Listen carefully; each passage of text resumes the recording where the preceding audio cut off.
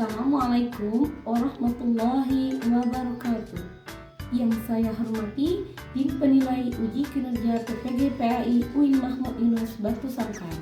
Perkenalkan, nama saya Fauzi Aulia, guru PAI di SDIT Kurofain 3 Batu Sangkar, Kecamatan Dimakaum, Kabupaten Tanah Datar.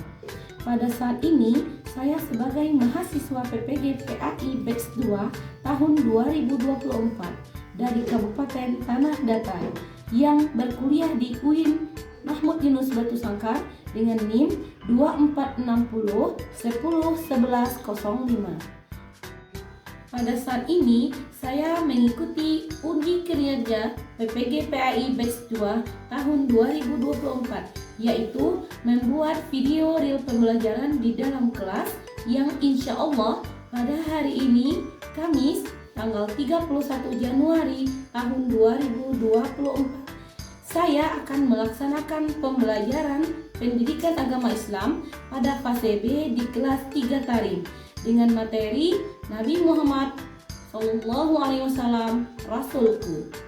Sekian perkenalan dari saya. Terima kasih, banyak maaf. Wassalamualaikum warahmatullahi wabarakatuh.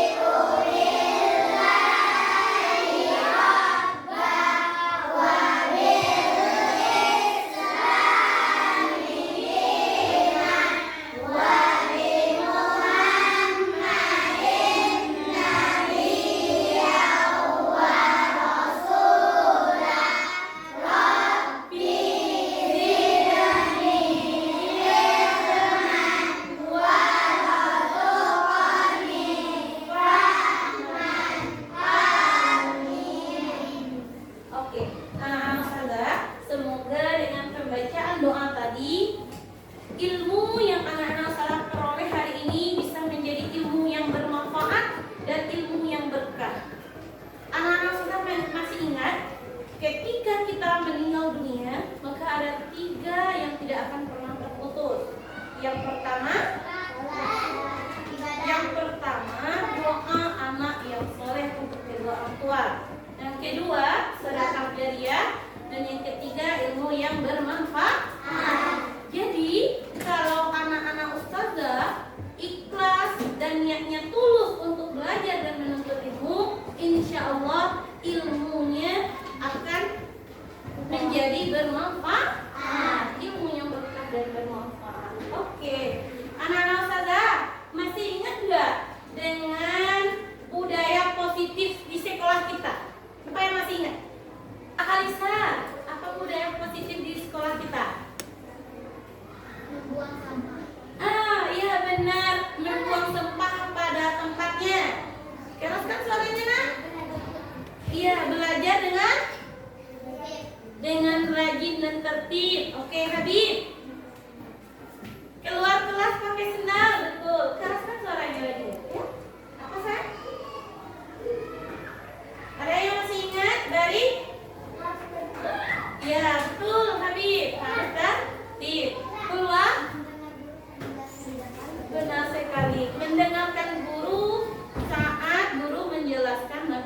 di depan. Oke, turun ta'ayun. Oke, anak Ustazah mau cek kehadiran anak Ustazah dulu hari ini ya. Adriana Karisa, Ahza Akirikwan, Barik Campago, Farah Hashwa, Fatimah Karisa,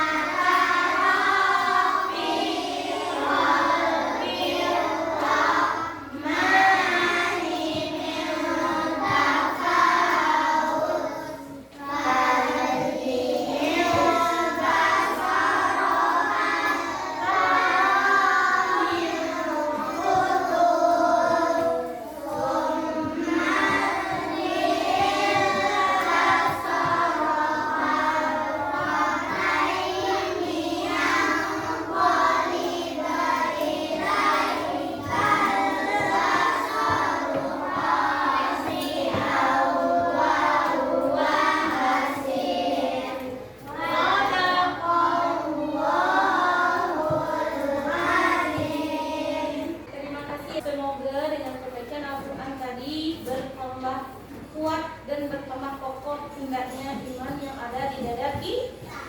Bagaimana suasana hati anak saudara pagi ini? Coba lihat di sini. Bagaimana suasana hatinya? Senang.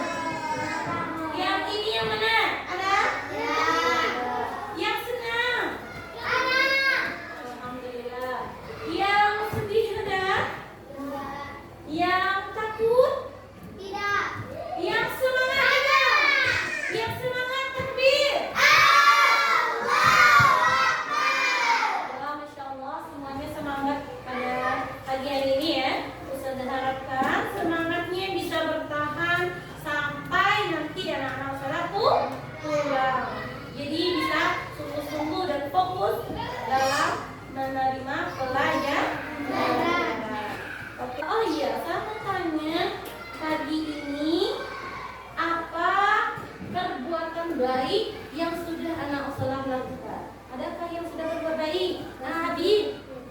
Ya, alhamdulillah Habib sudah melaksanakan sholat subuh berjamaah di masjid. Ada lagi? Lihat, apa lihat? Ya, hari ini dia sudah berbagi dengan teman-teman. Nah, Akel? Masya Allah, anak soleh. Tadi pagi sempat-sempatnya Akel membantu Umi di rumah. Sultan? Nah, tadi pagi bangun Sultan sudah membersihkan kamar tidur sendiri. Masya Allah, telah langsungkan jengkol, 2 jengkol untuk anak soleh saya. Oke.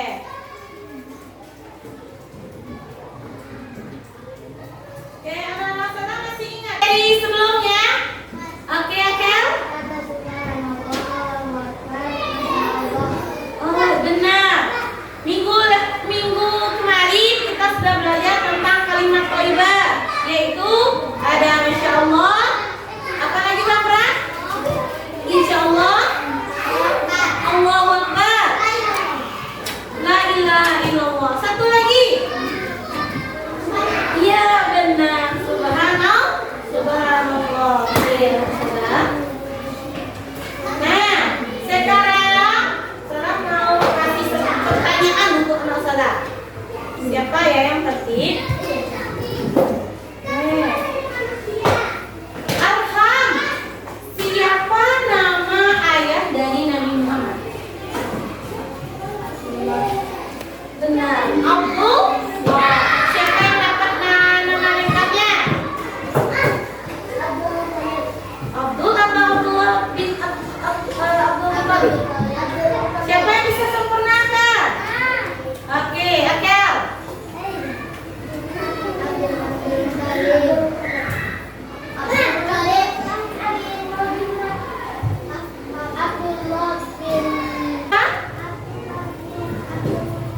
Masya Allah, tepuk tangan buat Nasya. Ayah Nabi Muhammad bernama Abdullah bin Abdul Muttalib. Oke. Siapa yang ingat kapan Nabi Muhammad dilahirkan? Pada hari apa? Pada tahun gajah. Harinya? Hari Senin. Tanggal? Benar.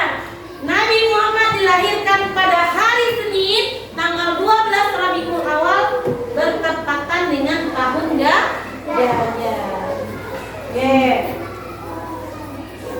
Nah, anak-anak ustazah, hari ini kita masuk materi baru, yaitu tentang kisah Nabi Muhammad Rasul teladanku. Oke, judul materi kita hari ini Nabi Muhammad Sallallahu Alaihi Wasallam Rasulku. Siapa Nabi Muhammad? Rasul kita, Rasulnya umat Islam. Tapi bukan hanya umat Islam. Nabi Muhammad tidak diutus hanya untuk umat Islam saja, tapi untuk seluruh umat manusia. Karena Nabi Muhammad memiliki teladan yang baik. Oke. Oke. Mana wakil? Ini kita belajar tentang Nabi Muhammad SAW, Rasulku, dengan tujuan pembelajaran. Yang pertama, anak-anak ustazah mampu menceritakan kisah Nabi Muhammad SAW berdakwah dengan benar. Ya. Yang kedua, anak-anak ustazah mampu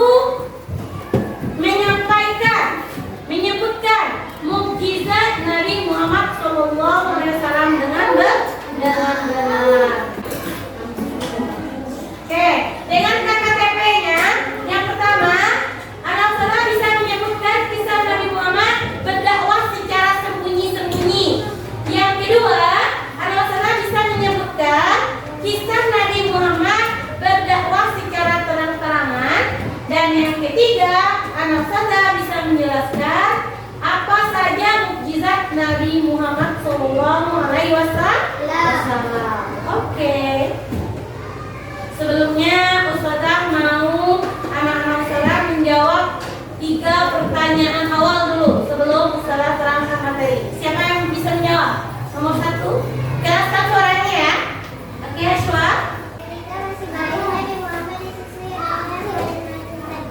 Iya, benar. Ketika masih bayi, Nabi Muhammad SAW disusui oleh ibu susuan yang bernama Halimatus Sa'diyah. Oke, pertanyaan nomor 2. Siapa yang bisa menjawab ya? Oke.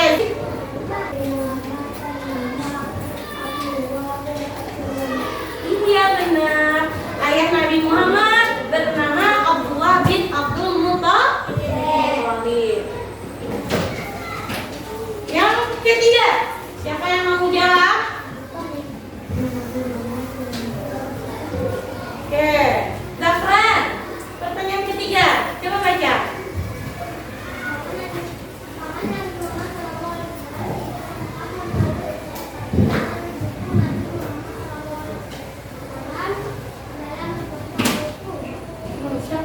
Ya, benar. Abu Thalib.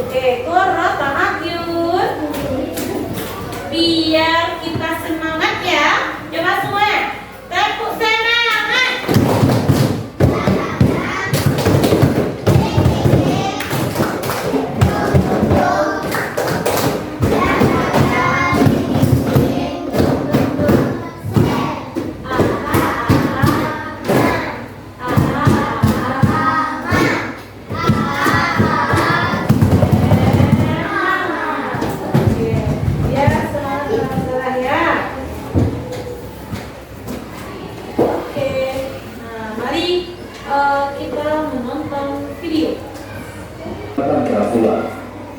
Rasulullah SAW mendapatkan tugas, yaitu agar memberi peringatan kepada kaumnya untuk menyembah hanya kepada Allah Subhanahu wa Ta'ala. Maka Rasulullah SAW pun melakukan dakwah secara sembunyi-sembunyi. Namun Sallallahu Alaihi Wasallam, maka kota Mekah dijadikan Nabi Muhammad SAW sebagai ibu kota dakwahnya. Pada awalnya, metode dakwah yang dilakukan Rasulullah SAW bersifat sirriyah, yaitu sembunyi-sembunyi. Berlangsung selama 3 tahun pertama dakwah beliau SAW. Hal tersebut mengingat kedudukan Rasulullah SAW yang masih lemah. Ditambah kandungan dakwah beliau yang sangat bertolak-belakang dengan keyakinan prinsip masyarakatnya yang penuh dengan nilai-nilai kesyirikan. Lapisan masyarakat yang paling pertama beliau serukan ajaran Islam tentu saja adalah keluarga dan kenalan dekat beliau. Itu pun beliau pilih hanya kepada mereka yang ada tanda-tanda kebaikan pada dirinya. Usaha beliau tidak sia-sia. Pada hari-hari pertama dakwahnya, terkumpul sejumlah orang yang menerima dakwahnya dengan penuh keyakinan dan penghormatan terhadap Rasulullah SAW. Mereka lah yang dalam sejarah Islam dikenal sebagai as-sabiqun al-awwalun, yaitu generasi pertama yang menerima Islam. Orang pertama dari kelompok ini adalah istri beliau sendiri, Ummul Mukminin, yakni Khadijah binti Khuwailid. Kemudian budak beliau SAW, yaitu Zaid bin Haritha. Lalu sepupu beliau sallallahu alaihi wasallam, yaitu Ali bin Abi Thalib radhiyallahu anhu, yang saat itu masih belia dan dirawat oleh Rasulullah. Kemudian sahabat dekat beliau, yaitu Abu Bakar As-Siddiq radhiyallahu anhu. Abu Bakar As-Siddiq berdakwah radhiyallahu secara anhu sembunyi-sembunyi itu namanya dakwah secara sirriyah. Jadi dakwah secara sembunyi-sembunyi apa namanya? Sirriyah. Yang disampaikan oleh Nabi Muhammad itu kepada siapa dulu? Keluarga yang terdekat. Siapa? Istri Nabi Muhammad siapa namanya? Khadijah. Kemudian budaknya siapa? Zaid? Ya benar, Zaid bin Haritha. Oke. Setelah itu baru sahabat-sahabatnya. Siapa yang pertama? Kemudian sepupu Nabi. Siapa? Ali bin Abi Thalib. Setelah itu sahabatnya. Benar, Abu Bakar As-Siddiq. setelah masuk Islam, beliau langsung turut serta berdakwah. Lewat usaha beliau, ditambah perangainya yang berbudi serta kedudukannya yang terhormat di tengah masyarakat, dakwahnya cepat memberikan hasil. Tak berapa lama, tercatatlah sejumlah orang yang masuk Islam lewat beliau. Di antaranya, Utsman bin Affan, Zubair bin Awam, Abdurrahman bin Auf, Sa'ad bin Abi Waqqas, Talha bin Ubaidillah radhiyallahu anhu. Mereka juga digolongkan sebagai generasi pertama dari kalangan para sahabat dan yang banyak berperan dalam dakwah Rasulullah SAW berikutnya. Kemudian satu demi satu masyarakat Quraisy masuk Islam, seperti Bilal bin Rabah, Abu Ubaidah Amir bin Jarrah, Abu Salamah bin Abdul Al-Asad, Arqam bin Abi Arqam, Utsman bin Maz'un, Fatimah binti Khattab, yakni saudara perempuan Umar bin Khattab. Kemudian Khattab bin Arad, Abdullah bin Mas'ud dan lainnya. Mereka semua masuk Islam secara sembunyi-sembunyi, karena Rasulullah SAW menyampaikan dakwahnya secara individu dan rahasia.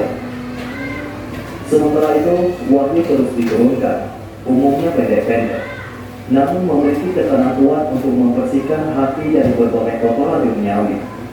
Sangat sesuai dengan kondisi saat itu yang menuntut kelembutan hati dan jiwa.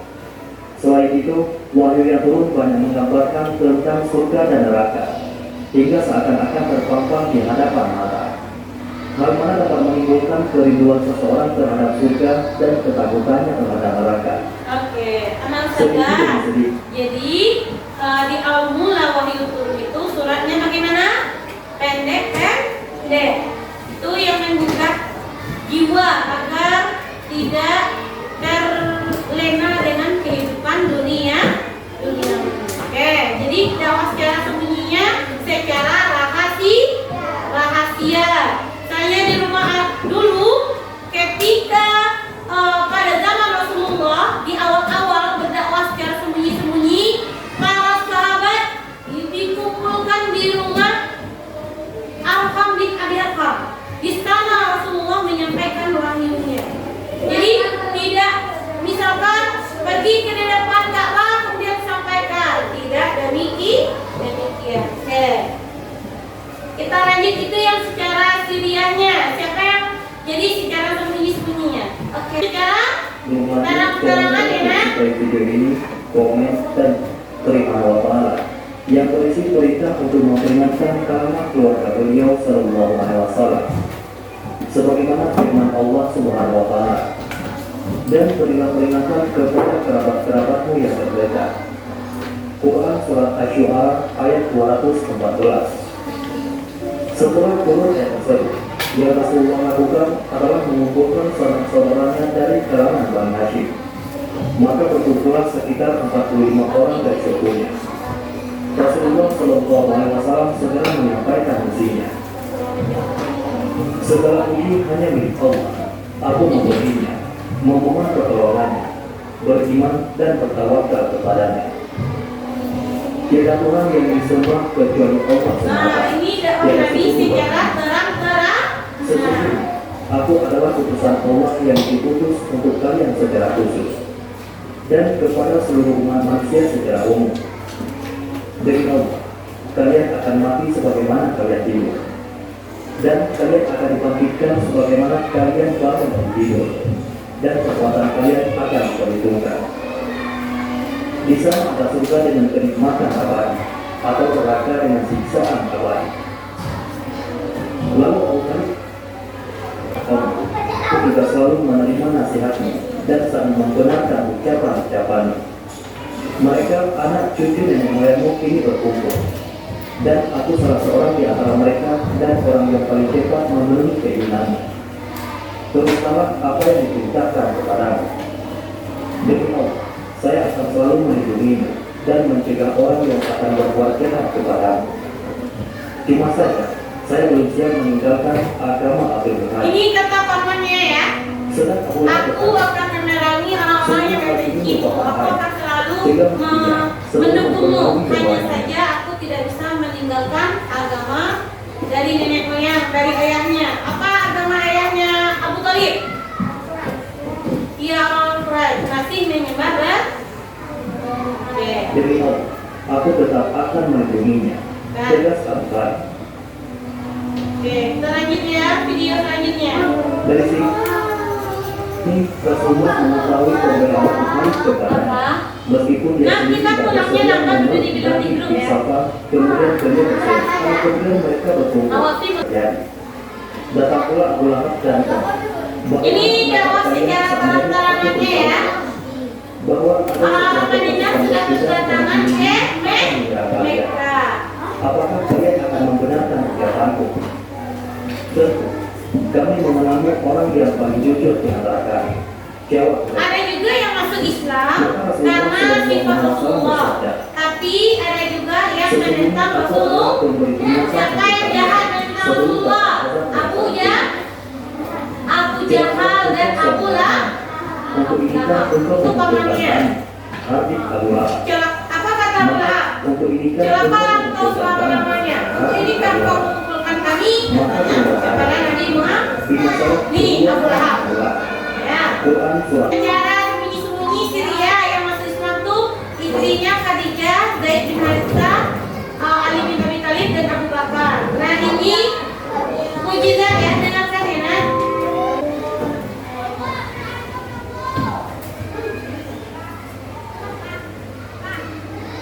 Apa ini? Bulan. Jadi membelah bulan. Tangannya dua-dua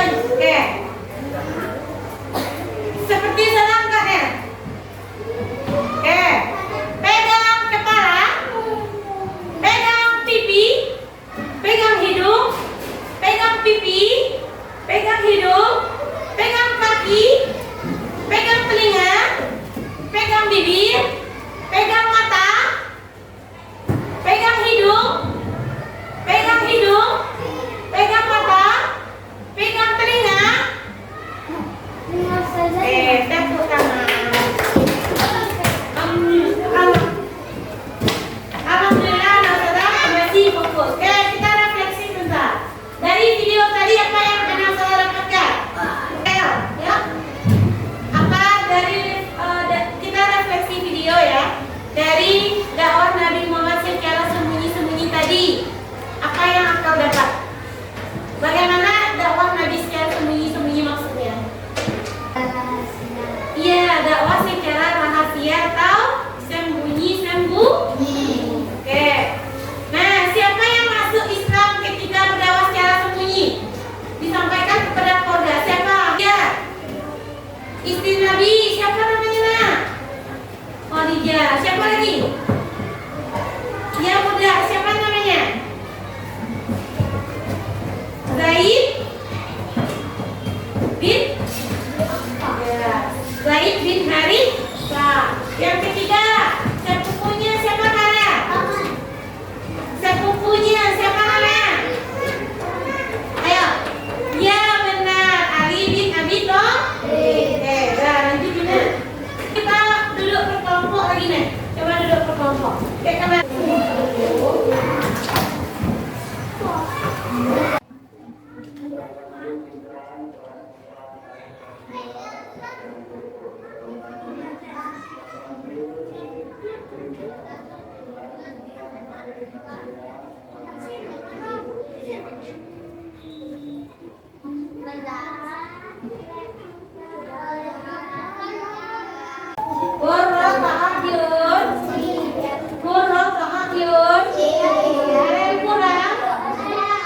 Saudara, silakan kerjakan dan diskusikan secara berkelompok tentang tugas kelompoknya ini. Oke, waktunya 5 menit. Oke, sudah? Coba kerjakan. Sudah?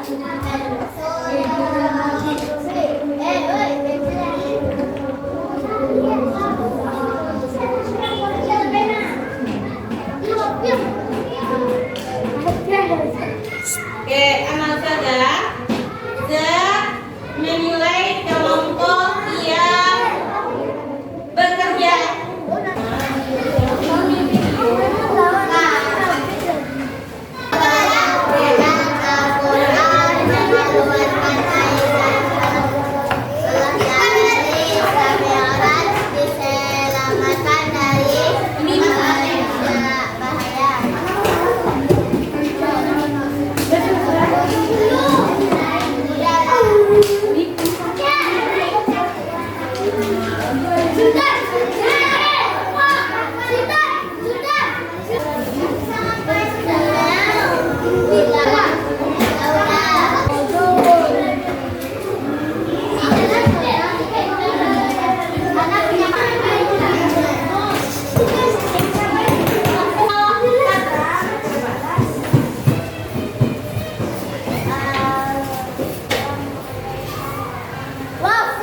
Waalaikumsalam warahmatullahi wabarakatuh.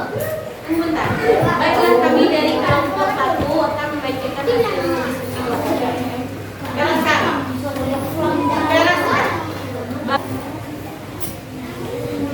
diskusi kelompok.